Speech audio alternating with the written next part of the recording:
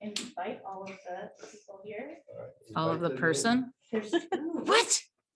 I feel like doubled. it's just. We doubled. That's a So Dave, if 100% you want to increase. introduce. Okay. Right.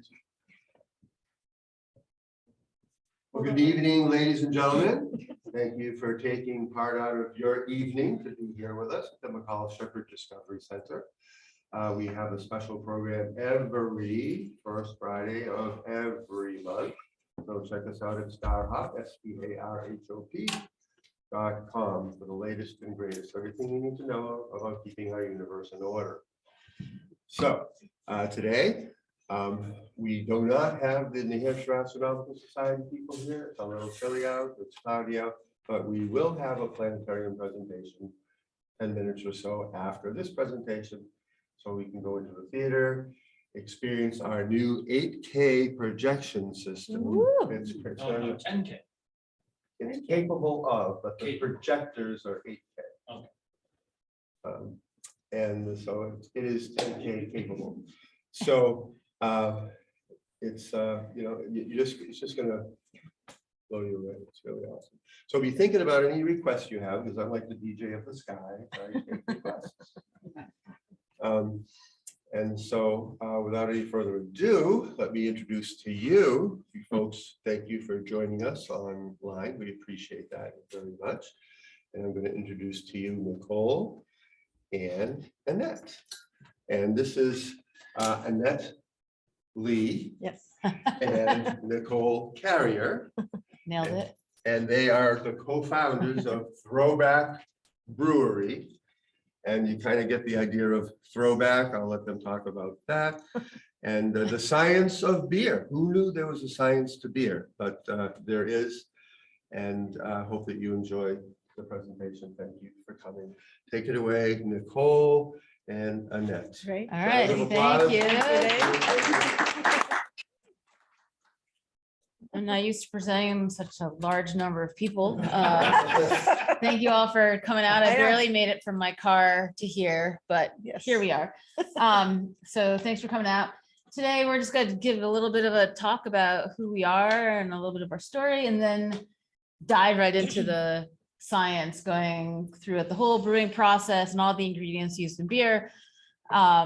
Annette and we drank a ton before we came in here, so hopefully it'll be entertaining. Yeah. That much is obvious. Yeah, I mean, clearly. So, oh, and then figured there's so many beer myths, especially craft beer myths. So I thought we'd pepper the presentation with a couple of those and bust some of those myths with science. So here we go. We look cute that long ago, don't we? Young. Anyways, ignore the picture there. Annette and I started around 2001 home brewing. Annette worked with this guy, Bruce, actually, and he had this Bruce's Beer Fest, which was a bunch of dudes like in Bruce's backyard, making homebrew, eating smoked meats. Sausage, yeah. Why wouldn't we want to be part of that? So we're like, hey, why don't we make some beer? And we did, and we loved it. Annette, well, I'll talk about a little bit about us in a second, but Annette fell in love with the science. Yeah. I love to cook, and I love the creativity. Annette likes to cook as well. So between the two of us, we've really fell in love with homebrewing. The guys hated us by the time we became professional brewers because we kept winning like all the homebrew awards, and they were very sad every time we joined the competition. But being highly competitive, I was very excited about this whole thing. And then it was probably around 2010, and that was an environmental engineer.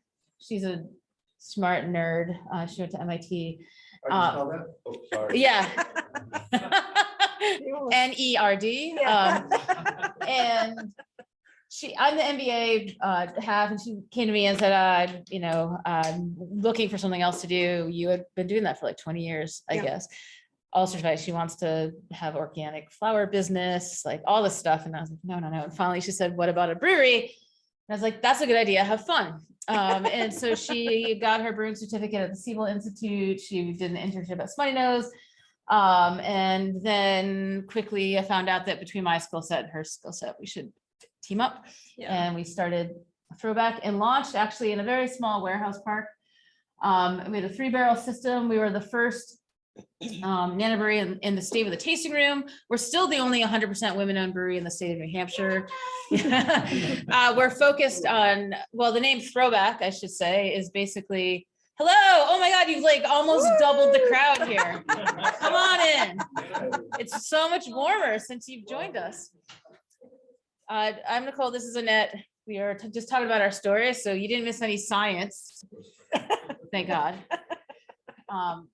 Yeah, so Throwback, there's really three words, there's three meanings behind the name. As I've mentioned before, I've just been drinking a lot, so hard to, just kidding. So the first thing is, we wanted to emulate those pre-prohibition breweries that used ingredients around them and were these community-oriented taverns, really, where people could join and have great conversation over a pint. So we wanted to be a throwback to those times. We also love the notion of throwing back a beer with friends and family. And then also, like, way back, if you go to pyramid building times in Egypt, like through pre-colonial America, it was the women that actually made the beer. So we are a throwback to those times as well. And so that's how we got started in this. We quickly, you can see this when we first started. That's Hank. He's no longer with us, but there's a can of, if you ever see Hank's Pale Ale, his beautiful little furry face is on the cover of that. And so that's Hank. And then after 4 years, this is basically, it was very full of stuff. Yes. So then we were a year in business, this beautiful farm right across the street from us, Northampton, went up for auction. We're like, this is amazing. And we bid on it. Annette, being the optimist, was like, we're going to sweep it out. It'll be perfect. In 1 year, we're going to move in. And basically 3 years later, on our 4th birthday, we moved in. It's an mostly 1860s barn. You can see behind the beer, but this is what the brew house looks like. Now, we also redid the other half of the barn. The front half is our restaurant. And then we have a beer garden that no one is sitting in today. No one. But people during COVID, a whole lot of people sat out there. We have a restaurant that has the same philosophy about like using local ingredients, because we try to get everything from within 200 miles. And we grow a lot of the food that we use in the restaurant as well. We have 2 donkeys. That's Jane. She likes beer. She does like, well, yeah. Every time I try to take a picture with her, she just tries to stick her nose in it, but she's a brat and we love her. And then really the last bit about us is we started because when, and then I like our farmers market people, we, reuse and recycle and we're very into sustainability and our carbon footprint. So when we started a business 11 years ago or 11 and a half years ago, we're like, there's no reason to like have different values with the business than we do personally. So we try to source as locally as we can. We use a lot of renewable energy of a 48 kilowatt solar array, growing our own produce, which I just talked about. And then there's piggies that are going to come back this year, but it's sort of cool. It's like this full circle of sustainability. I apologize if there's any vegans in the room, but we basically will, for example, brew. Spent grain will then be left from that process. It will go feed the pigs. The pigs then come, but we'll eat food scraps from the prep, the fresh prep. Then they'll come back into the kitchen and we'll like make sausage, and then the people will eat the sausage, and then they're drinking the beer, and it's like the full circle because they drink more beer and use more grain. Anyway, so that's sort of what we're trying to do, is like this full circle of sustainability. All right, you ready to get into science? Science. Before we get into that, do you guys know what the ingredients are in beer? Water, yes. Gold star, Dave. 90%. Malt, yes. Yeast and hops, Yeah. perfect. Perfect. So many people don't get malt. Because yeah, but like when we've done hundreds of tours at this point, and I always ask the question, and everyone gets water, yeast, and hops, but I would probably say like maybe 10% say malt. So yeah, there we go. Water, hops, yeast, malt, and sometimes some adjuncts. There's baby in it. And these are some, we've brewed with so many different things, and these all come from local farms, including our own. We have right now a Pilsner that has lemongrass from our farm, but we've brewed with everything. Like the Chaga is one of my most favorites. We had this guy when we were in the warehouse space come in. He was like, dude, do you want some mushrooms? And we were like, yeah, that'd be great. And he had a big bag and he gave it to us. And then we made a beer called No More Mr. Fungi, which is one of my favorite beers we've done. And it was the chaga porter. Yeah, it was nice and earthy. This is fennel flower. Yeah. So this, once the fennel bolts into these flowers, it tastes a lot like licorice. So we were able to make a licorice stout with fennel. Yeah, it's cool. It has very anisey. Yeah. All right, ready to nerd out? Yeah, malt. Malt. So, right, malt. I mean, I guess before I start this, when we think about, as brewers, when we think about the different ingredients and the different parameters and the science of brewing, it usually starts with what we want the end beer to be. We want what the mouthfeel to be, what the color to be, the bitterness, the alcohol content. So a lot of these things that I'll talk about sort of, we have room within those parameters, but you know, a lot of that is in our back of our minds when we're talking about what we want to use. But in general, malt can be any grain that becomes malted through a germination process. Most of the malt we use is a barley malt. And so it starts off as a barley grain, a barley seed, looks a lot like this. And our maltsters are the ones that they're the art and science behind getting us the malt we need. And it essentially starts with a germination, which is steeping it just like you would. Sure. Or do you want to talk about that? Yeah, I'll talk about it as we talk, but just we'll go through so the malt, I guess it's the sugar, right, that creates the alcohol in the beer. It also adds color. You can have roasted malts that do color. There's mouthfeel, like I said. At this point, there's so many types of malts you can use in your brews. And pretty much the flavors that come out of these malts are all over the place. You can, like Maris Otter malt is nice and bready and toasty. There's Pilsen malt, which is nice and it's pretty much neutral usually. The roasted malts give you those chocolatey coffee notes. So again, as Do you make the malts or do you buy no, them? we buy the malt from maltsters. Yeah. So it's a whole nother process, but it really is the backbone of the beer. Like we have to think about how we treat that malt in the brewing process to create the body of the beer, to handle the alcohol content, to handle the hoppiness and things, different adjuncts that we add. So What is a malt? It just says it's the sugar.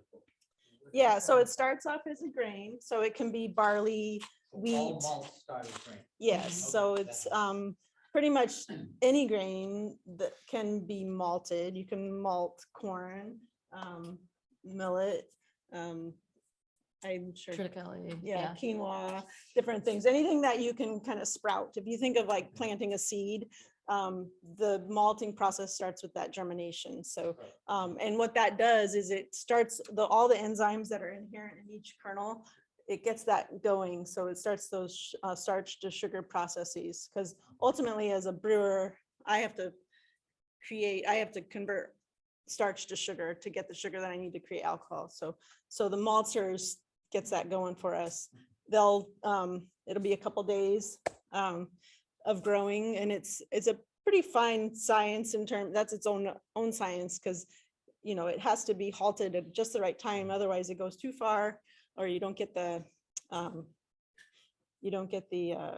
friability on the grain or anything. So that's its own, and we leave that to the maltsters. Yeah. But we're lucky for us. I mean, we, like Nicole said, we want to source locally, and just before we opened, Valley Malt also started as a micro maltster in Massachusetts. Previous to them, like the smallest maltster was like Breeze Malting out of Wisconsin, which was like a freight car size. That was their small batch.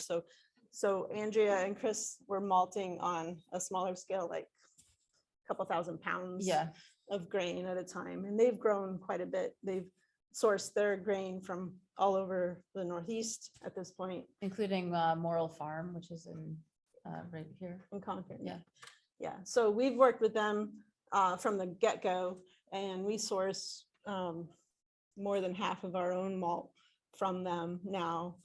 So every beer that we brew has local malt in it, which is pretty unique in terms of breweries go. So. But when you talk about stopping the germination or stopping the growth, is that basically when you harvest it?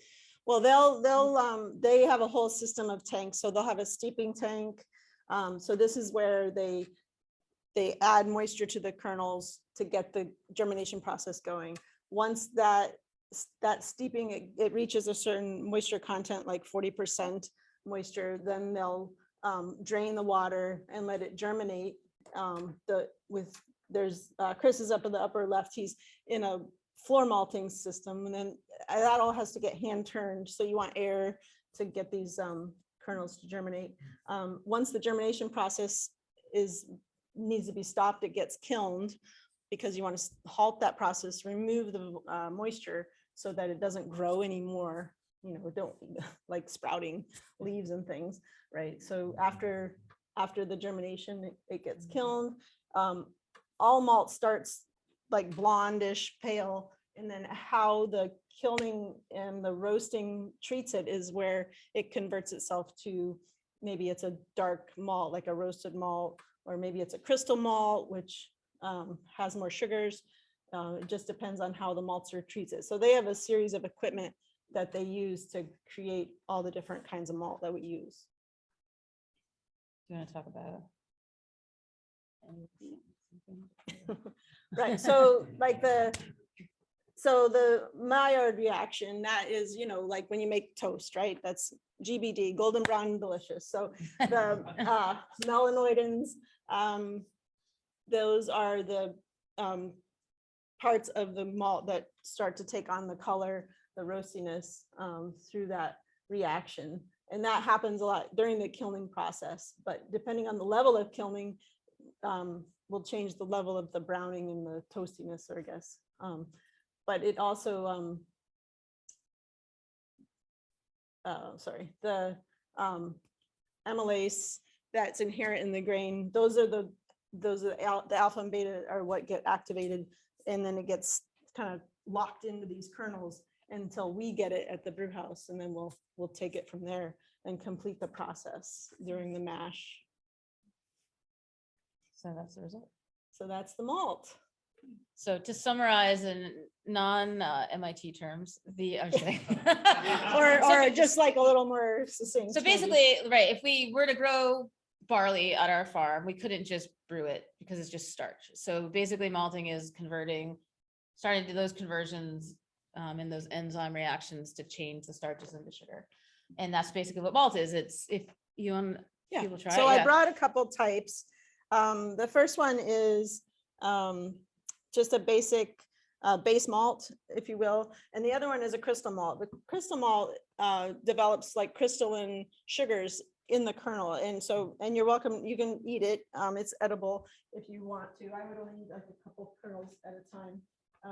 But you can taste the difference. You can taste the sweetness, and you can kind of get a sense of what sugars are doing. Let Dave eat it first to make sure it's not poisonous. So this one is the piano malt, and that's the crystal malt. So if you kind of compare them or remember them when you taste them, you can see the difference. Oh, look, a myth. What do you guys think? Dark beers are heavy and have more alcohol. True? No, false. Yes.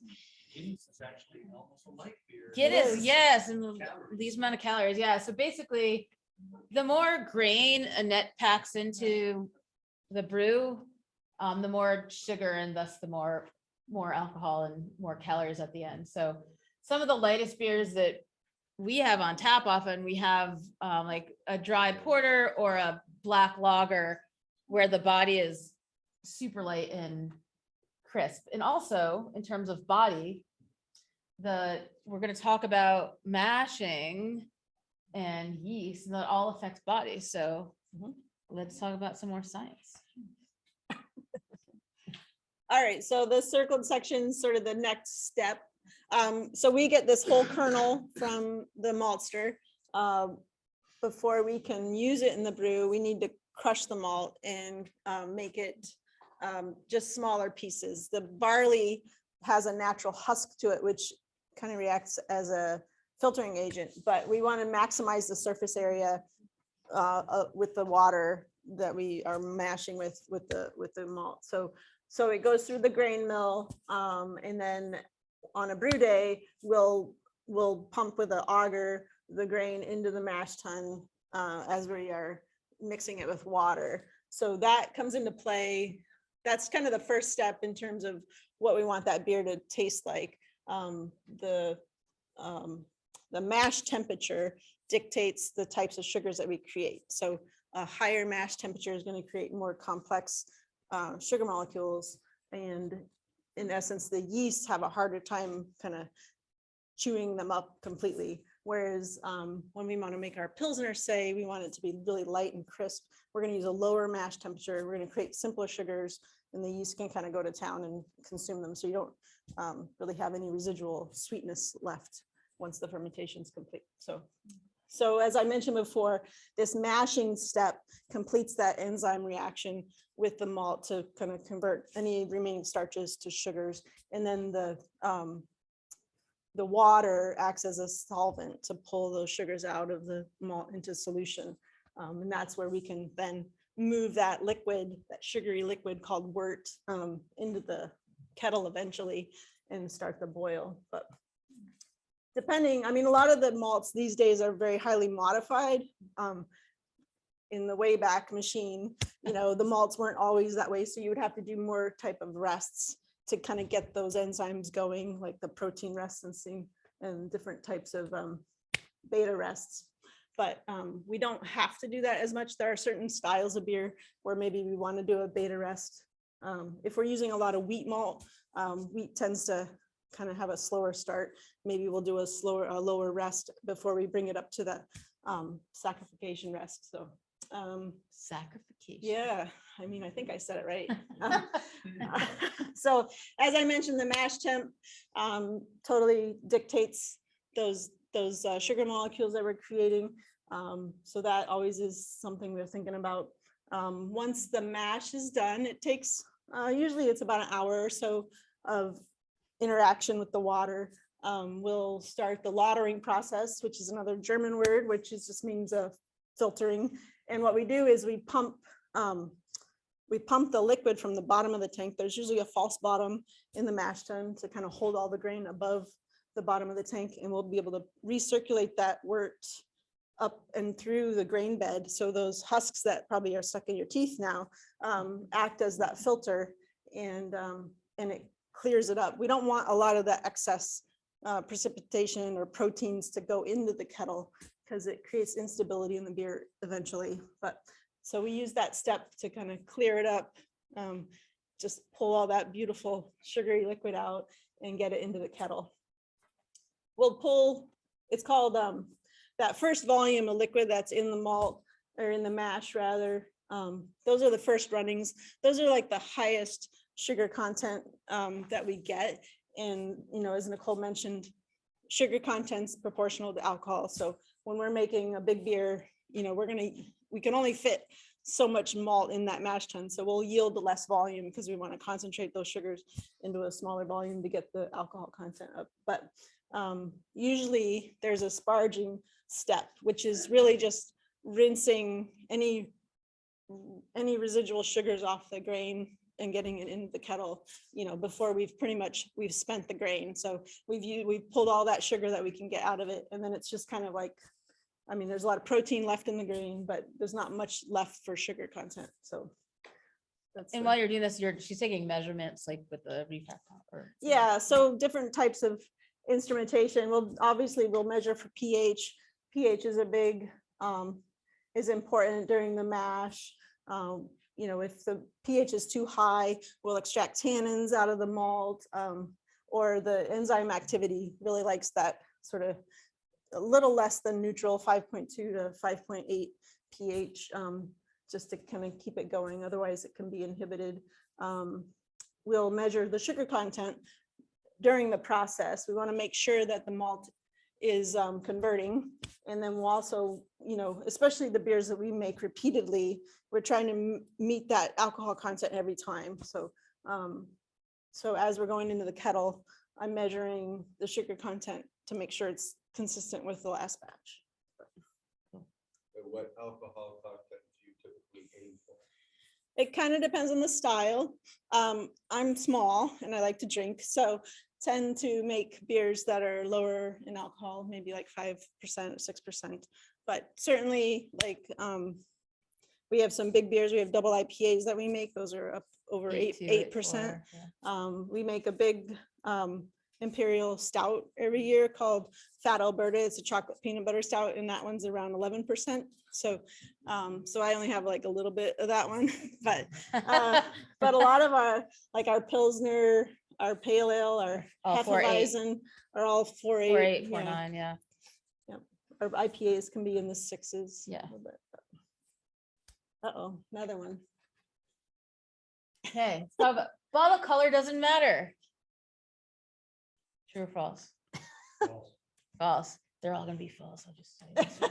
Okay, so, well, I mean, the perfect thing to think about is a bottle of Corona, right? There's a reason why you put a lime in that thing, because as soon as light interacts with beer, it's called light struck, or most people call it skunking, and it actually smells like a skunk. And it's because there's light sensitive compounds and hops, and they break down, they combine with the beer's sulfur compounds, and then you get that smell. And there's nothing worse in the height of the summer, and I'm doing glasses behind the bar, and they start coming into the beer garden, and I have a very sensitive nose, and it smells a whole bunch like skunk. And And it only takes, it 30 takes seconds 30 or seconds, something like yeah, that. for your beer to, so, so anyways, yeah, there's this, yeah, chemically similar to the stinky spray of an actual skunk. you can't say that.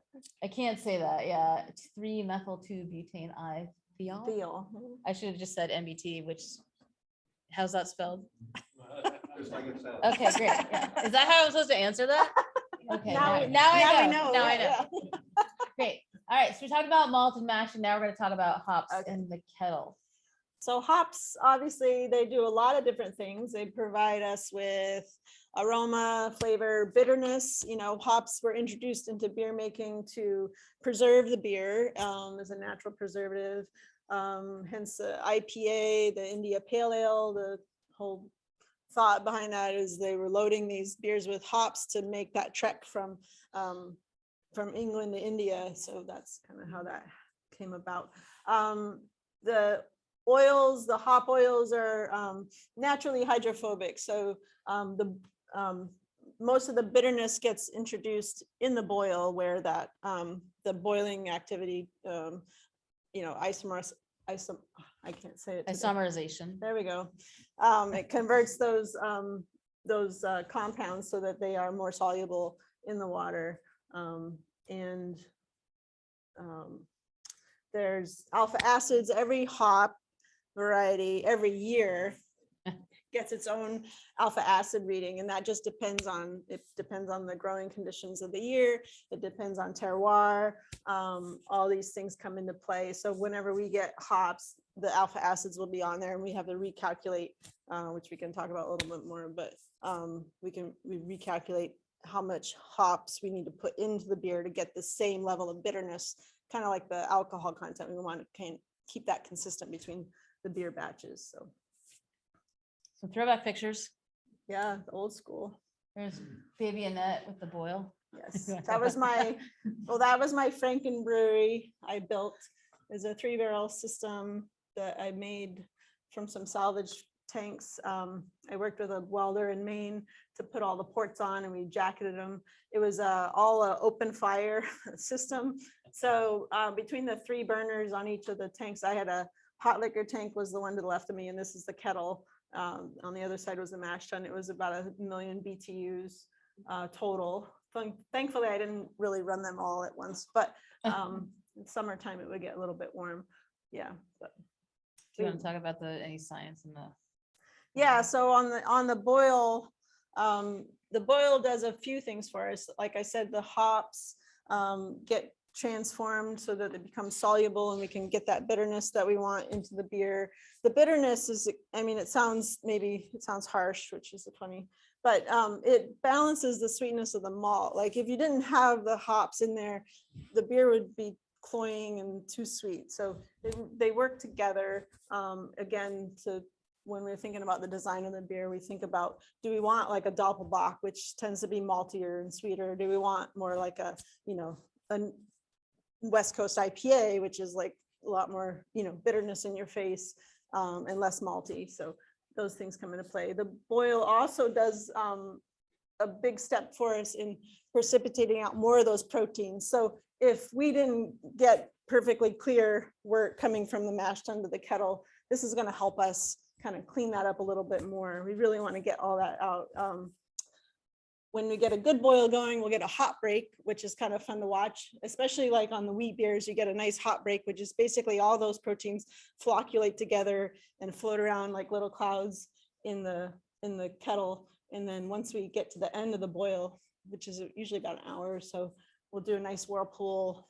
Yep. And I got to show that. there, well, that I don't have to manually whirlpool anymore, but it was the daily sauna Yeah. activity. But we create like a little, centrifugal force in the kettle, get all those proteins, any hop material, anything else that we've put into the kettle, we get all that to kind of congregate in the middle of the tank.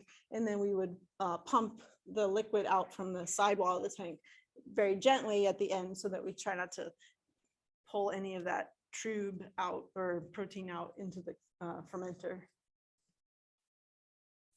So we gotta cool it down so we don't kill the yeast off. We have this blue thing on the left here is our plate chiller. There's about 43 plates in there with dual tracks. In one direction is cold water, the other direction is the hot wort. It gets pumped from the kettle through that chiller on its way to the fermenter, and it goes in around 200 degrees. The water goes in around, well, depending on the time of year, the water goes in somewhere between 45 and 55 degrees. It comes out around 140. So it does a really great job at transferring heat from the wort to the water. And we can play around with the flow of the cold water. When we're doing lagers, we want that temperature coming out of the wort to be closer to 60 degrees. When we're doing ales, we can kind of have a little more wiggle room and have the wort come out between 65 and 75 degrees. So I talked a little bit about the timing of the hop additions, but the alpha acids, there's a big calculation. The bitterness has to do with the alpha acids of the hops, how long the hops are in the boil. So say something at the beginning of the boil is going to create more bitterness than say putting hops in right at the end of the boil. And then obviously the amount of hops that we put in at different times. So kind of the old school IPAs, you'd be hopping pretty much continuously throughout the whole boil.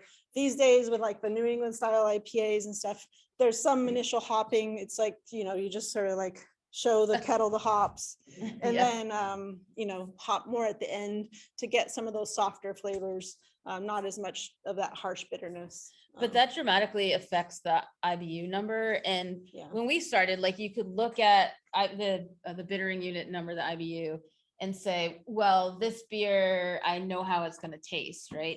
But you can't do that anymore since the emergence of all these brand new hop techniques that have coincided with the emergence of New England IPAs, because pretty much all of those hops go at the end, which means there's very little alpha acids, therefore it's a very low IBU. So we don't even put IBUs on our menus anymore. We used to, because people could look at it, but now if we're like, this has 10 IBUs, people don't want it.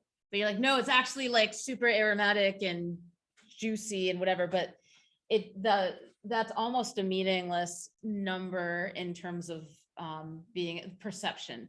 If you're like, look, if you're at a bar, you're looking at a menu and you're trying to decide on a beer, you used to be able to be like, oh, those are really high IBUs. It has like 102 IBUs. I'm not going to like that one. I want something lower IBUs, but it's sort of out the window now. Oh, Oh, wait, I moved on. no, I think, did we go through? I think we went through everything. pH levels. I mean, yeah. The pH levels, we really set those in the mash tun unless something weird really happens. We don't usually have to change anything in the kettle. Yeah, Oh, except for sours. right. When we make our sours, so sours are a multi-day process. So today I made a sour, and what we want to do is we want to let it sour on its own. So what I made the wort today. I popped it into the kettle, which is on the right side, and then I'll pitch like a sour starter, and we'll let it sit for a couple days. So Sunday it'll probably be ready to boil, but I want it to be, I wanted to start at pH around less than 5. So today my wort is around 4.7 to start, but probably by tomorrow well, you can see the stack there. I could feel all the cold air coming down the stack. So I'm a little worried it's going to be too cold, but hopefully by tomorrow, the pH will be down around 3.6, 3.4. And that's where we kind of want to be with our sours. So Thank you. Yep. This one isn't a question. It just says, I take a frozen glass, and my answer is no.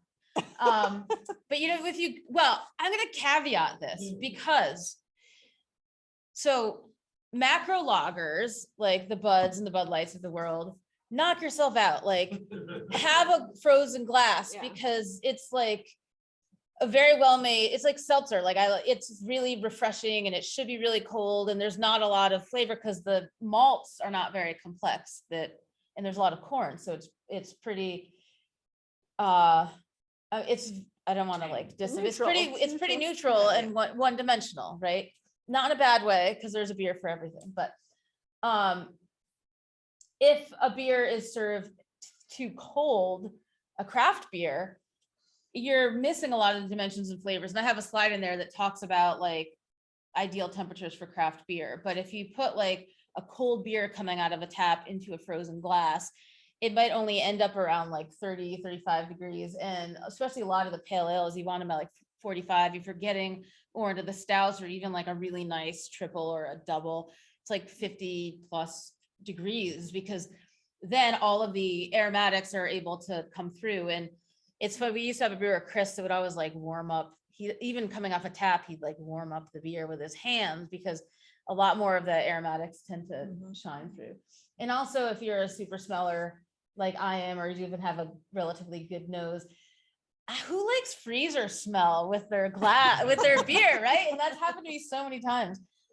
So anyways, yeah, say no to the frozen glass, unless it's a macro lager, then knock yourself out. All right, so we're talking about water chemistry, or Annette is. my favorite. There's so much to water chemistry nowadays. I even read a huge book on it. So, and that's going to go through the book page Yes, by page page. by page. Yes. Yes. This is just a summary question. Make sure I'm grasping it. So it starts out with not hops. Malt. With the malt, which is the grain. Yes. That's the sugars, and it's particles of stuff. And then you put in the hops, which are oils, and that gives it flavor and some kind of dimension, various kinds of dimension, right? And then you pull all the residue of the grains out and proceed with it. And so the rest of the stuff is now just a set of processes that you go through. Does that sound generally right? Yeah. So it's the liquid that we extract from the mash, right? That we're adding hops to, and then that liquid extracts the hop resins into the liquid. And then once we've chilled it and moved it over to the fermenter, Right. then we can do other things with it to kind of finish the process. But water chemistry kind of gets back to the mash step. Okay. It does play a big part in like, famous beers all over the world, like Burton-on-Trent, these Czech Pilsners. Those beers have developed through the natural water chemistry that exists there. And people have tried to emulate that water chemistry over time to create that perfect Czech Pilsner in New Hampshire. Or right? Guinness. Or Guinness, yeah, that water chemistry is very specific, but we can do some stuff with our own water. Like, New Hampshire water is very hard and a lot of alkalinity. So that condition is good for some styles of beer, but if you really want to explore beers, you know, you play around with the chemistry a little bit, and we can do quite a bit. But some of the parameters that we look at, you know, sulfate and chloride, those, that one, the ratio of those together kind of dictates whether malt shines through a little bit more, or hops, the bitterness of the hops shine through. So depending on the style of beer, you might play around with the ratio between them. The calcium, magnesium are more about hardness of the water, and then sodium, salt, right? Just like in cooking, depending on the salt level, it can promote flavors in the beer as well. So to get every style that we make, we kind of have a target profile that we're going for based on our own water conditions and what we can do. We'll use brewing salts like gypsum, calcium chloride, the carbonates to kind of get our profile kind of closer to what our target is. And that all happens, or I would say most of that happens in the mash. So we want that to happen with the enzymatic activity of the malt, because that's going to dictate the sort of efficiency of the sugar extraction from the malt. The IPA, the New England IPA is a good example. It's a really soft IPA. The hops aren't overbearing. They're there, but they're not harsh. So, you know, when we're looking at a New England IPA, maybe our chloride to sulfate ratio, it's about 2 to 1. So we still want the presence of the sulfate to kind of, or the presence of the chloride to kind of enhance the malt flavor, but we still need the sulfate there to bring in that hop bitterness and things. So yeah, so every beer we make, this kind of comes into play. You know, we are limited to a certain point. We're never going to make the Burton-on-Trent beer here. Yeah. You know, it's just, and you know, we don't need to. I mean, I think the thing that I've tried to embrace with our water is what can I make and what can I make well with the water constraints that I have. So it sounds like using distilled water would not be good. it wouldn't be, you want some of them, you want the minerals in it. Yeah. And then, you know, like larger breweries might have equipment to like do reverse osmosis on some parts of the brew water and stuff. We, you know, we are on town water. We run everything through a carbon filter because chlorine is not your friend in beer. It makes the Band-Aid smell. So if you ever have a beer that smells like Band-Aid, it was likely brewed with a level of chlorine in the water. And we recently, just as a side, we added a water softener to the building because the hard water that we run into kills our dishwashers and everything in the restaurant. So we decided to do the softener to kind of fix that, but it actually takes out nice minerals that we want for the brewing. So we bypass that whole softener process for our brewing water. So yeah. I just like to make things more complicated at the brewery. So Yeah. yeah. Pretty much. All right, we're getting near the end here. Oh, one more. Beer before liquor, never sicker. Liquor before beer in the clear. That was my like mantra in college, but it's actually not true. I think, especially, I think what this is like anecdotally, people are like, well, if I drink beer, I'm slowly getting drunk because it's a larger amount of volume and lower alcohol. So then when I take the 5 shots afterwards, because I'm already, my senses are already dulled, I'm actually gonna get really sick. So I think this is actually, there's no scientific any reason for this except for people. Maybe it's like a personal thing. Yeah, but so go ahead, drink your beer before your liquor, or just ignore the liquor. All right, let's talk about some yeast. Yeast, yeah, whole nother day's worth of. So obviously yeast do their part to convert the starches, the sugars to alcohol. They also create CO2.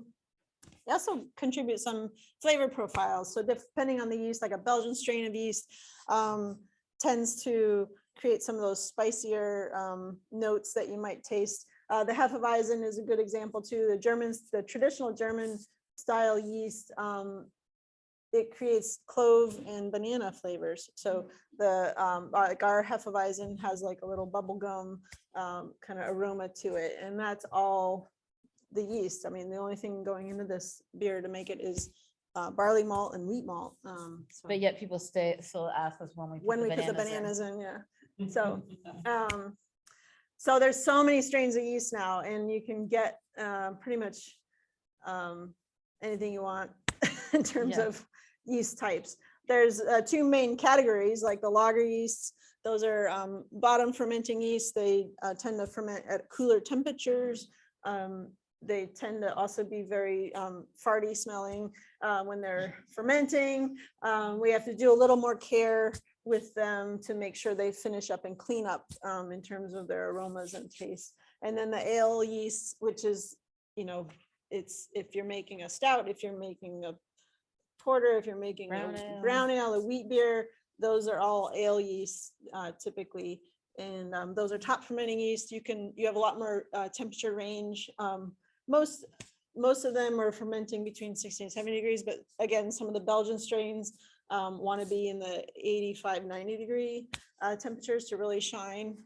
So again, going into what do you want your beer to taste like? What are you looking for? We would search the catalog of yeast strains and come up with of the strain you want. There's also wild yeast, sort of like, well, there's Brettanomyces, there's other varieties of yeast, and those are, if you've ever had sort of a Belgian sour, a wild ale, you might taste barnyard or hay, really funky flavors, which can be really fun in the Donkey. beer. Yeah, Yeah. we have a beer we made with the Brettanomyces. We call it soggy donkey because it smells like a wet donkey. Which we know, which- we're very aware. I of know, what that smells yeah, like. yeah. I mean, yes. Yeah. yes. Smells like Um, home. You know, and that I feel like can get a little overpowering, but you can also do it in a way that is pretty balanced. Whoa. All right, so this is our cold side. You know, we'd been seeing pictures of the brew house, which is the hot side, or our cellar, if you're using the German terminology. The conical style tanks are our primary fermenters. That's where the bulk of the fermentation happens. And then these little dish bottom tanks, the one that's nestled between the two cones, it's called a bright tank, like BRIT. Also just sort of taken from some of the German terminology. And those are tanks that are used to kind of clear or condition the beer.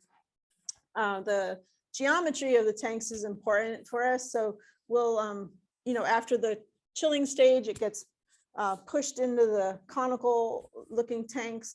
We'll be adding oxygen in line as it moves after the chiller. It gets oxygen and then it gets pumped across the room into these conical tanks. And the yeast activity will start. You can see the bucket in front. That's just a big airlock. We want the yeast to get going and producing CO2, but we don't want to blow the tank up. So we make this bucket of sanitizer. You can kind of see the hose sticking in there. It allows the CO2 to escape, but it doesn't allow air to get back in the tank. So it keeps it aseptic and sanitary until the brewing process is done, or the fermentation.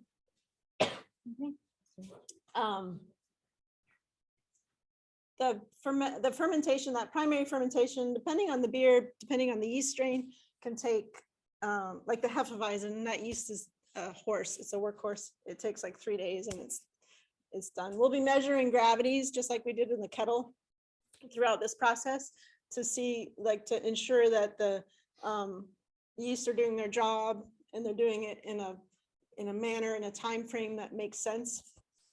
Once the beer gets to terminal gravity, which is, you know, kind of a target on each recipe. A little product.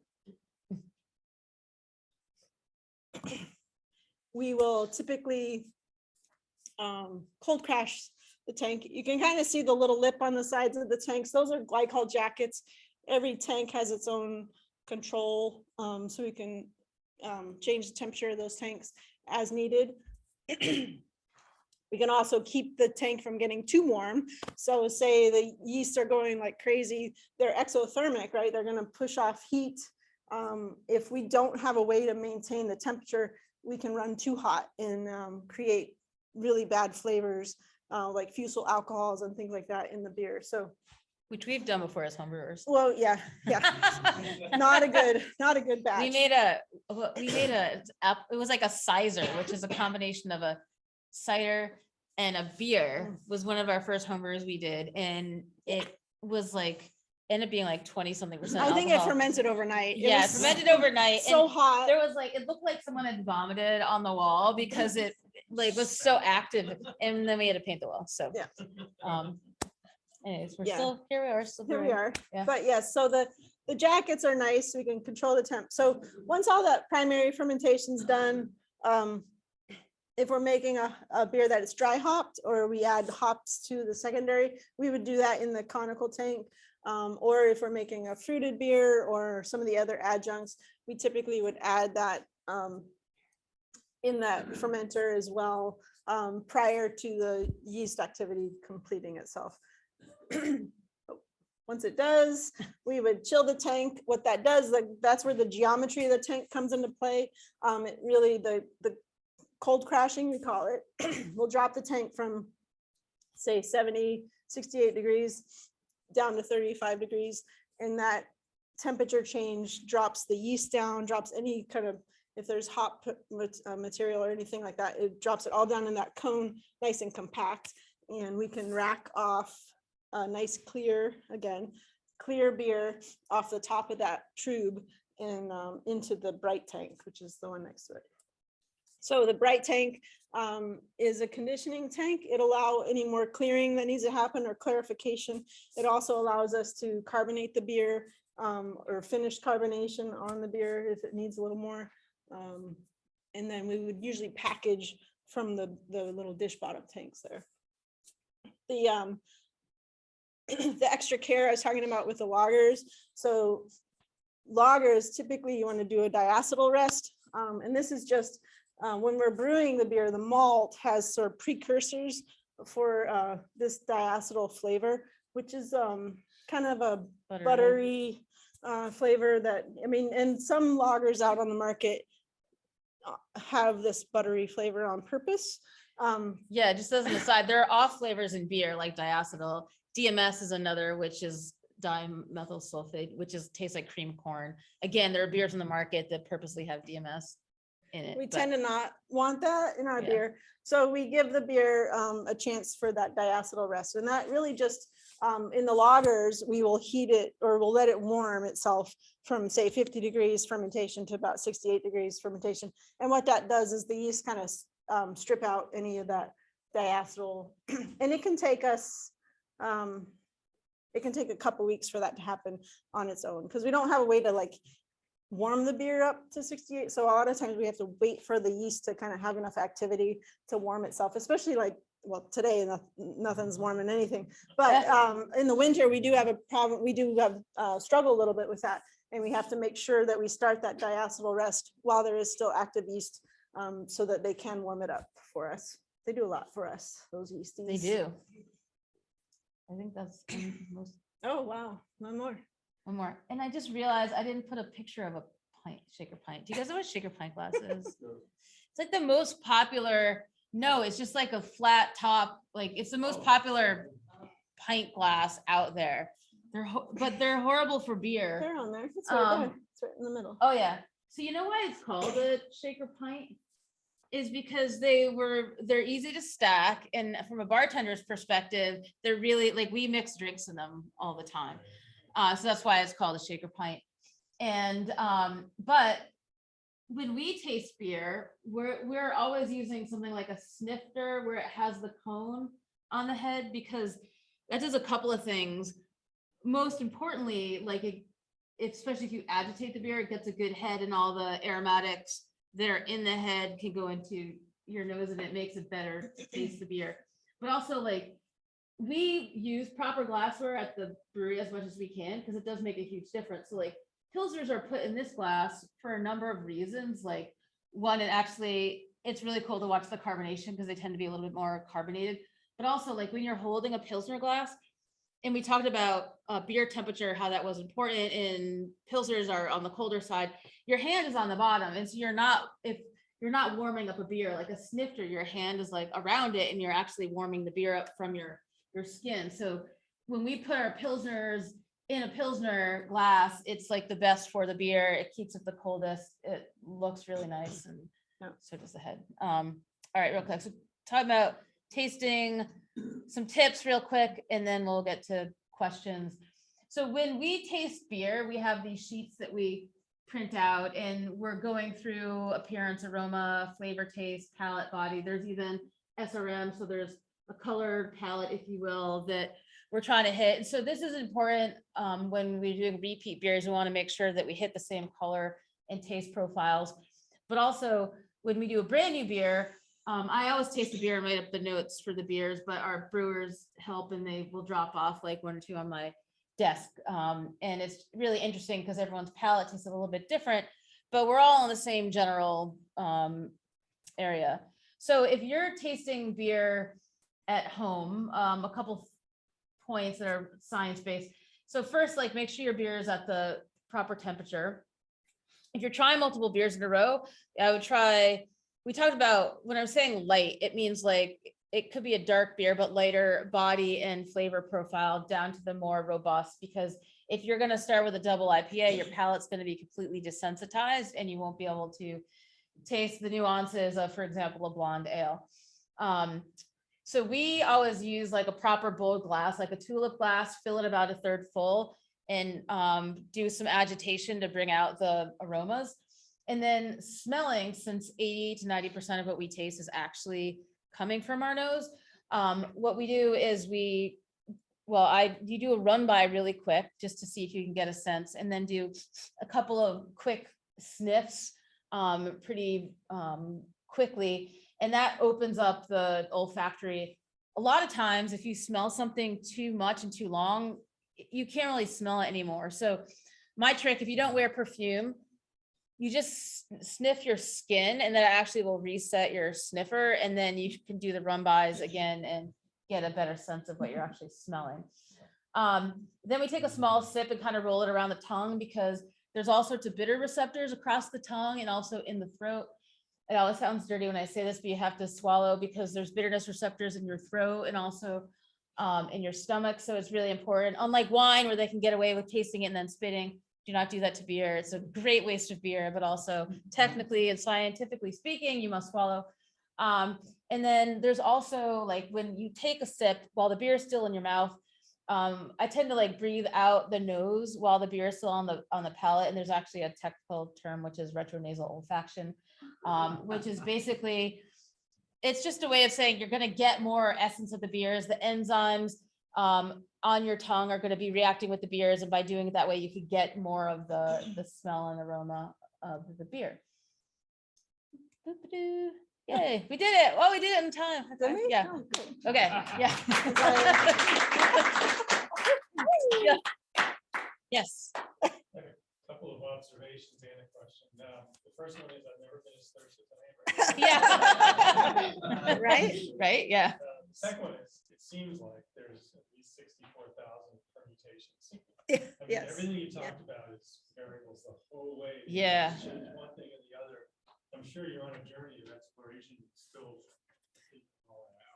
Certainly, and I mean, definitely some of the beers that, like, we make beers for the restaurant and the brewery that we started making as home brewers, and they've definitely evolved with technologies, with different products, and just as learning, like, okay, it's too dry, or we need a little more body in this, or whatever. So yeah, we're always kind of trying to tweak those things or think Yeah. about. There's a lot of R&D. Yeah. Really, yeah. Yeah.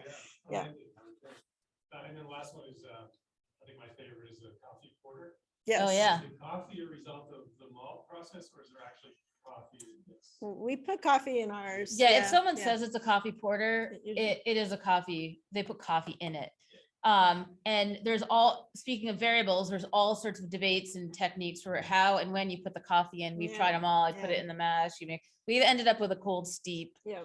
which because sometimes you'll drink a coffee porter, it tastes like an old coffee, which is not the result. You want to drink a coffee porter It'd be and bright. it feel like, Yeah. oh, I just woke up in the morning and have a fresh brewed cup of coffee kind of smell. Well, that's where so we talked about water as a solvent for the sugars, but once the alcohol is produced, the alcohol can act as a solvent to pull flavors out of adjuncts. So one of the beers we make is called Spicy Bohemian.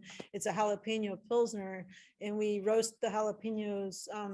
They get blended and then they get added once the beer's done fermenting. So the alcohol has been produced, and the alcohol is what pulls all those spicy flavors and oils out of the peppers, and it just creates a really nice fresh pepper flavor in the beer. But it's the same with the coffee. We found doing the cold steep and letting the alcohol kind of pull those flavors out in the secondary was the best way to do it for us anyway.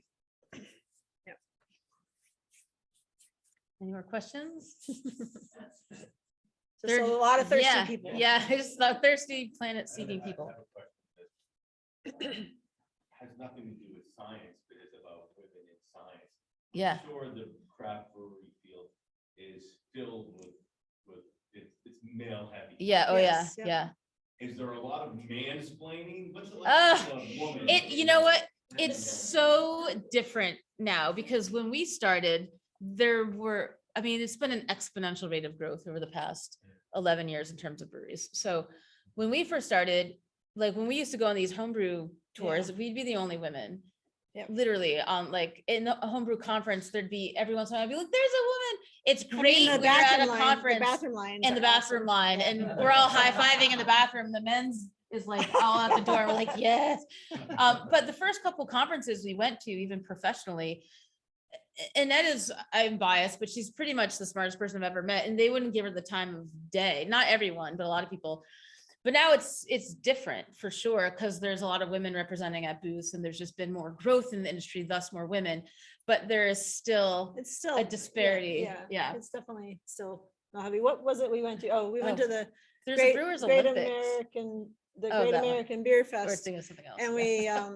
we we went to present our beer, and the little what's it called, the gift they give you Oh, for spending your time doing it was a beard trimmer. yeah. And we're like, well, Yeah. now we have Yeah. now we have 4 beard trimmers. Yeah. No beards. No beards. Well, I am growing one, Yeah. but not intentionally. Yeah. Too late. Yeah. Too late. Too late. Yeah. But I mean, yeah. Yeah. Right. But yeah, I mean, I think there's still a bit of it happening. I think it's better, but and more that we can encourage women to join the industry, that always helps. The Pink Boot Society is a great society that's is it international, or at least it's Yeah. at least the and there's chapters in most states that Including New Hampshire. kind of promote women in beer, regardless of, whether you're brewing or marketing or doing whatever, but just having that presence and seeing women doing that. And we've definitely received feedback that way from proud fathers, that their daughter came in and saw whatever and kind of inspired them to pursue scientific fields, which is great. Both of us came from very male dominated industries prior to this as well. So, Yeah. kind of a recurring theme. I Right. We're guess. sort of used to it. at this point. What sort of got you started with homebrewing? Well, I mean, that was like, You decided, I like beer, damn it. I mean, I'll as- make We that like- happen." yeah. as Nicole said, we love food. And at that point, like Chemistry, you can the, do food. Pete's Wicked was like one of the more unique one. You couldn't just go like today or so we're so spoiled and go to a beer store and buy any kind of style. But at that point, there wasn't that option. And so, we were like, oh, I want to make like this, I want to make a wheat ale with like raspberry, or I want to do, We love porters. porters, Yeah. a lot of dark beers. So that really was what got me into it. Was like, I want to create these flavors that I'm thinking about. And like, again, my buddies that I worked with, the engineering firm, Bruce and Dennis, were both, they were brewing a lot, and I just wanted to like get into it and learn it. So But the funniest part was, so they had been brewing for years, and Annette did one brew, and then she's like, well, how are you measuring the pH? And they're like, we don't measure any of that They're stuff. like- She's like, you don't take gravities. And it was literally like her second homebrew. yeah, I'm like, I don't care. You can measure they're like, it." I just want to drink the beer. I don't care what happens. So, George Papazan's book play into that? Yeah. Oh, yeah. Yeah, all the books. I mean, in that point too, it was like, and the internet, wasn't what it is now either, right? So I, collected all the books that I get, Yeah. read everything, doing all that. And I mean, now it's especially like me working with some of my younger brewers, it's like, they're like, well, on this forum, and I'm like, all right, yeah, well, everybody has an opinion, but what's going to work, so there's a lot of that now. But also it's really nice that whatever the other information that is available is so easily available now than it was. Yes. Answer ever history, you ever look back to like, what did they do in other countries in different times when they didn't have all this like? Oh, for sure. Different factors. Yeah, for sure. Yeah, and I mean, sort of when we were starting out, especially, we were looking at some of the historic styles of brewing and kind of like, let's get back to some of that. I mean, even for us, just going back to pre-prohibition and just kind of creating these community center for people to kind of congregate and talk about beer and just talk to each other, that also plays into it. But we haven't done a lot of like historical styles, but there's definitely a lot out there that could be played around with. Do you guys still design all of your flavors, or is that something where like you hire someone who is like a beer person at this point, and like how does that work as far as like? We do that all. I mean, and it's a collaboration on the team. Yeah. So like, or like Nicole will I be have like, tons of ideas. she's always throwing ideas at me. She's like, do this, and I'm like, I don't have time for that. But So like the sour she brewed yeah. today, yeah, will be split, but like one of our brewers, Adam, was like, I want to do like a limoncello, and then so that'll be a limoncello inspired sour. And then we were talking, we have peach, and I was like, ooh, why don't we do like a Bellini? I said something about a Bellini, and then it was like a peach Bellini, and so then we'll have a peach Bellini with grape moss. So Annette and I sort of designed that one together, but my version of design is like, I think about flavor profiles that I would love in a beer or love to pair with food, because the two are intrinsically linked to me. I'm always thinking about what I'm eating with it. But then Annette will actually design the recipe to make that flavor profile. Yeah, and I have two brewers that I work with, that Adam and Andrew, that help me out in the brew house, and they'll come up with an idea, like, and it's nice because I tend to like certain styles, and all of the three of us do. So between the three of us, and then with Nicole, or or maybe one of our other team members will have an idea, like it keeps us like nice and diverse in terms of beer styles that we offer. We have 16 taps at the brew pub, so and we really try to have something for anybody. Yeah.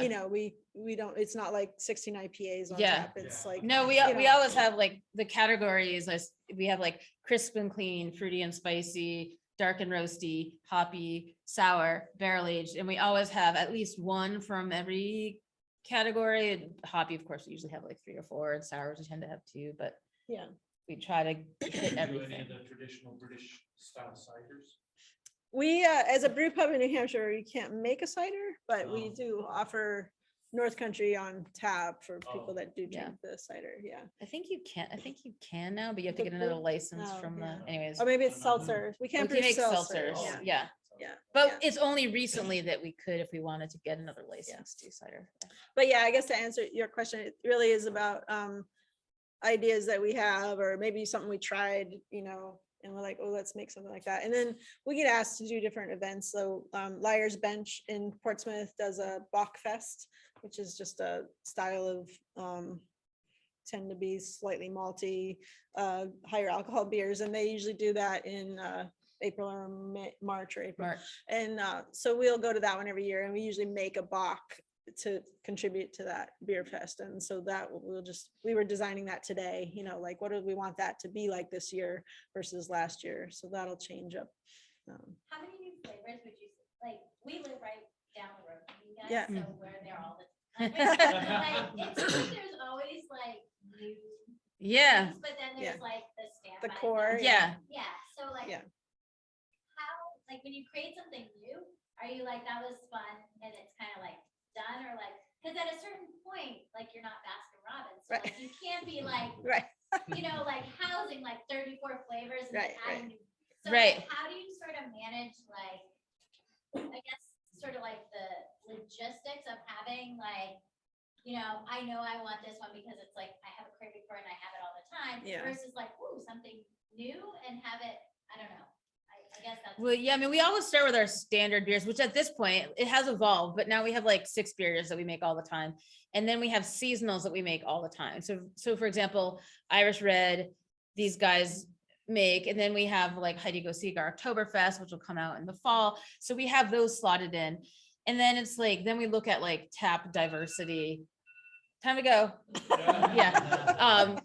But like, Last call. yeah, let's call it, yeah. But sometimes we'll make a one-off beer, like the prickly pear party pants, which is then Party pan was great. yeah, so everyone loved the prickly pear, so it's coming out again Yeah. soon. So we'll have those things that were like, wow, that was pretty awesome. But and- normally the party pants series, it's our fruited sour series. Usually those are one-offs. So we'll play around with Yeah. this flavor and then we move to this flavor. But the prickly pear is one that we're making again because that one was like one of our favorites. But it just kind of depends. I mean, there's some that we made over the years and we're like, oh, that'd be really fun to make that one again. And it's just trying to figure it out in Yeah. the schedule. And then we had been self-distributing our beer around the state for the first 11 years. And then last summer we decided to move on with a distributor to help us. And that's kind of changed things too, because they actually, they obviously have a lot more bandwidth around the state and can get our beer out to more places. But that means, they have to be focused on like four 5, or 6 brands. And we got to make sure we have that. Like before we would just, hey, I want to make this and we'll sell it. And I Yeah, want to make this and we'll sell it. And they're like, we don't want all these different, we need this like kind of core portfolio from you. And then maybe we can bring in a seasonal here and there. But I mean, the brew pub's nice for that because we can make a smaller batch. It probably wasn't very obvious in there, but my system's a 15-barrel brew house. So we can usually yield around 450, 475 gallons of beer for a full batch, but we can also brew sort of a half batch. I have a couple 7-barrel fermenters. So if we want to do a little experiment or say we want to split the sours, we can brew a full batch of sour and split it in the 2 smaller tanks and things like that. And that helps us brew variety for the brew pub without sort of like having a beer sit around too long because we're waiting for it to sell kind of thing. We can. I was like, but we do. can't, and We we can also bottle. can bottle We can too. bottle too, yeah. But our bottles Yeah. now are just the funky stuff. So we do barrel aging. We have about 8 barrels upstairs, which are the clean barrels. And then we have probably about 10 barrels downstairs, which are the funky barrels. And we'll taste those and we usually put them into bottles. We have a hand bottler that's very tedious. So we try to keep Yeah. it a little small. And those are very special bottles that we only sell at the brewery. But we have a canning line that runs about 25 cans a minute. All of us want to bang our heads against the wall when we run it, but it does work for us to kind of get those beers out. We're going to ask a business question. Mhm. So it seems to be a pretty common story that like new breweries operate at a loss for a period of time. The proprietors are not taking salary for the first couple of years. Interested to see what your kind of view of that was going into it, and then having gone through it, the reality of it. Well, when we first started, like that system I built, like we paid for all that out of savings. I mean, I built it because I couldn't afford like to buy sort of that. And it was definitely the case where I didn't pay myself. That first year, it was really just me working the day-to-day in there. I didn't quit my job I worked at IBM, but I didn't quit my job until we opened the restaurant. Right. So those first 4 years, I didn't pay myself those first 4 years. I didn't pay myself the first 4 years. Thankfully, yeah, wait a minute. Yeah, And Nicole didn't either. I mean, she was basically working IBM until we moved over to the farm in 2015. But it's a function of scale to some point. yeah. I mean, when we were first talking to other breweries about opening, they would laugh at me when I said I wanted to start less than, 7 10, barrels, 10, yeah. 7-barrel system because it's all volume based. one of the things that inspired us, I'm from Oregon originally, and on trips home, we'd go to these tasting rooms where, you know, that model where you could go in a small brewery and you taste beer. And I was like, there was nothing like that out here at that time, or it was pretty limited. It's certainly not in our area. Yeah. And I was like, I feel like this could work, you know. I was also at a point in my other career where I was like, I'm just going to brew beer. Maybe people will come drink with me.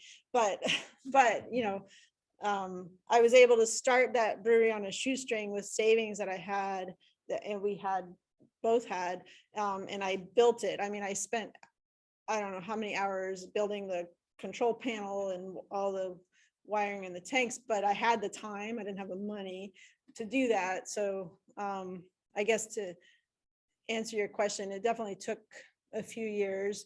We outgrew that system within the first year, which is a good thing. We had the customer base and the people that wanted to drink the beer, which is why we were looking at the farm. And in New Hampshire, the rules can be a little tricky. They've definitely gotten better over the years. But at that time, we were a nano brewery. We couldn't serve food. We couldn't serve anything. We could only serve 4-ounce beers. And so the only way for us to grow was to add food, which meant adding the restaurant so that we could pour pints. So it was a huge step for us to go from 3 barrels to 15, add the restaurant, you know. We didn't even wash dishes or serve in restaurants before, so we Oh didn't yeah, know, no, like, we were completely unprepared for the restaurant industry. people were like, "You're opening a restaurant." We're like, "No, we're not." And then we're like, Right. I remember us walking the dogs, we're like, "I think we're opening a restaurant." We were like, well, Yeah. the big joke is I bought Nicole a book, a panini press. Yeah, book. because I And love was to like, cook. here, you can make sandwiches. And it'll I be still fine. have that panini press book, and yeah. I just laugh at it. Yeah. All the time. And like, we were very clearly aware within that first week that we opened at the farm that this was not a panini press and hot dog stand. And it's been great. It's been quite the learning curve. Yeah. I think the entry is tough. I think a lot of the small breweries that are starting are still working full-time jobs, doing Yeah. this on the side, until they get to a point in volume that they can kind of make that leap. Yeah, and I could tell you there was starting a brewery class that UNH Professional Development had for, I don't know, maybe I taught like the business class for like part of that for like 5 days, 5 years. And most of those people they had no intention of quitting their job until they got farther along. I don't know if that answered the question. Yeah. Yeah. Take 4 years. Yeah. First of all, folks do a great job. Oh, thank you. It's a great like community institution. You preserve like kind of the history of the place, and Yeah. you have created that vibe. And it takes like, I don't know what you were thinking that you thought like, hey, let's in the crowded field of like craft breweries, literally in the restaurant industry, it's fickle anyway. You're like, yeah, we'll do this. Yeah. But You're like, I was like, I still hate her, right? So I just walked through this like old barn full of sheep shit and Oh my God. and I was like, look at this place. oh my God, my dad, he was like, he was so like, what did you guys do? I'm like, oh, don't step there, Dad, you're gonna fall through the barn into the basement. Yeah.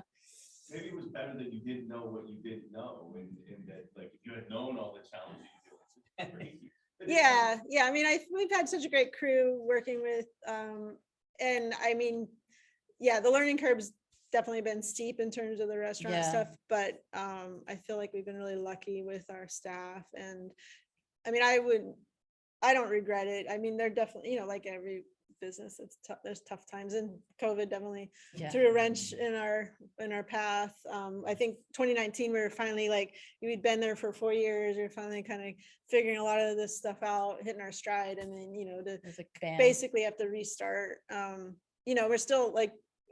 We're still like week to week, kind of like, is this the right thing? Should we be thinking about other things? Maybe it's not week to week anymore, but for a long time it was day to day, like, what makes the most sense here for us. So, but yeah, again, our crew is awesome. And I think we have a special place, like, it is special. We've done so much to preserve that farm and bring it back to farming and really kind of showcase, what you can do,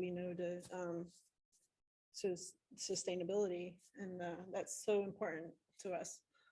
Is there one beer that you brew? Never brew again? Yes. And why? Ugh. When What's we were, yours? ugh. When we were at the warehouse, well, we used to do this, we still kind of do it, but every once in a while, we used to do this series called Unafraid of the Dark, and we'd come out with a brand new beer. Anyways, New Roots Farm, Jeff at the time, he's at Revision now, this was years ago, he had bacon, and we're like, let's make a bacon porter, which sounded like a great idea. But we tried to figure out how to put the bacon in, and ended up making all these tinctures with bacon and like vodka, and I still gag thinking about it, like, oh God. And then I don't know, people like the beer, but I just, I think I had that visual of all the icky bacon and like anyways. Well, I mean, you might have the slide at the beginning where Nicole listed all the different things. I mean, we've tried a lot of different things in Yeah. our beers. One of the events we were asked to participate in was the heirloom harvest dinner. Oh, you didn't like that one? No.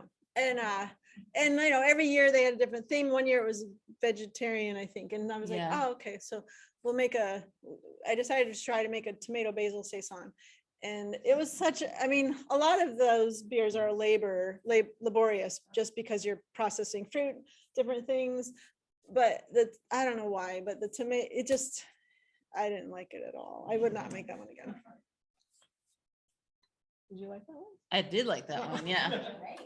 So following up that question then, have you ever had a happy accident that something you didn't plan and wasn't going to do, but came out and was like surprised? A couple times. So like one of the things about using local malt is like there's terroir involved, and sometimes things taste different than others. So back in the warehouse, we used to do an amber. We called it Amber's Amber for one of our friends, Amber, but we used rye from my cousin Andrea, who owns Valley Mall. And I don't know, it was like the batch of rye was so different. We tried it, we're like, this is not Amber's Amber. So we threw lemongrass in it, and we called it spring amber. Lemon verbena. And we called it spring amber. And that we were like, this is the best amber. I mean, the amber ale was good. It just wasn't like the Amber's Amber. So Right. we made spring amber, which I thought was pretty good. And we had, we were trying to brew the Hefeweizen, I believe it was the Hef, which is that specific Oh. German strain of yeast. And Chris, my brewer, he was brewing with me at the time. He mistakenly added the wrong yeast to it. So it changed the beer completely. Like we're tasting it and we're like, where's the banana? Where's the clove? And we realized that he had pitched the wrong yeast. And that became Berry Occidental, which was a raspberry wheat, like an American wheat beer with raspberries or brambleberry. I don't know what kind Yeah, of berries, but it was a really fun. Like I was excited for it, but Yeah, he was quite upset. he was very upset. We're Yeah. like, this beer is delicious. I know. Don't worry about it. He was still upset. So you Yeah. kept the recipes for that. Yeah, of course. Yeah, we have a lot of recipes. Yeah. So I mean, there've been others. There was what's the name of the coconut? Oh, scapegoat. Porter, Oh, we called it scapegoat porter. I don't remember what happened, but it was supposed to be a different porter. Ended up being a coconut porter. Well, yeah, I don't remember what happened with that. yeah, they screwed But yeah. something up, and then Yeah. we're like, let's just put coconut in it. Yeah, yeah, but we And so called then it. I took a picture of them all pointing at the other We person, called it because everyone has a scapegoat. different story as Yeah, to what why it went happened. wrong. Yeah, yep, for sure. You ever done any decoctions?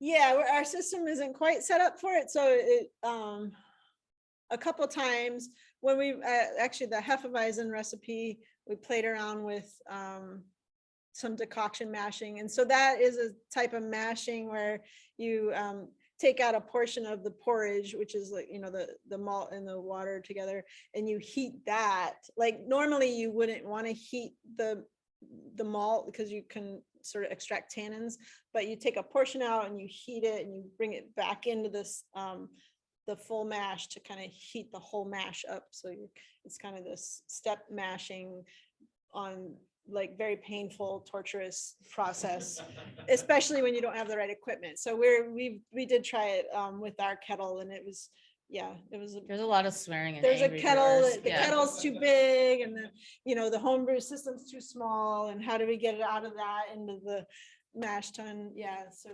A lot of angry bearded men at our place. But- that day. but we- I was gonna follow up with, was the juice worth the squeeze? Yeah. It was not, and I was gonna say, so, but you can do step mashing without the decoction part and get some good results.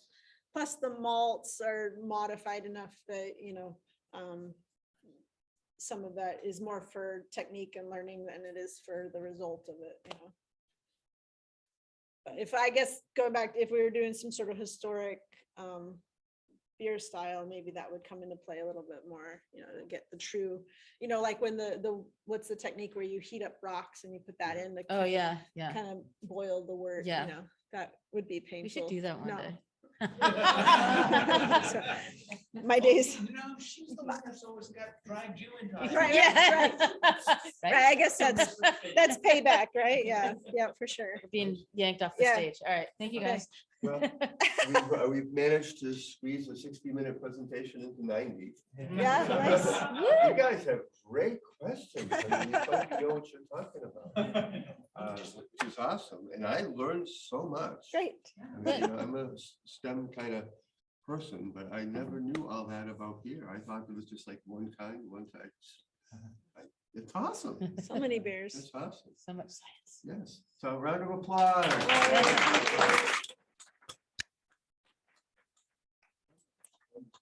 Again, Annette, Nicole, thank you. Thank you. Thank you. so Yeah, much. thanks for having us. And you are welcome. And the samples are where? Throwback Brewery. Yes. 7 hop We'll brewery. work through the legal part of that for next time. How's Yeah. that? So we're gonna take about a 10, 12-minute break, so you can use the restroom, get some water, walk around.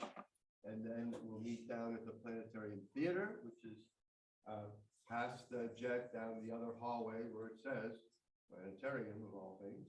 You go down that hallway and somewhere around 10 or 12 minutes from now, we'll open the theater doors, have you come in, and remember, think about something that you'd like to see or something that you'd like to learn about, because we'll try to tailor the show to what interests you.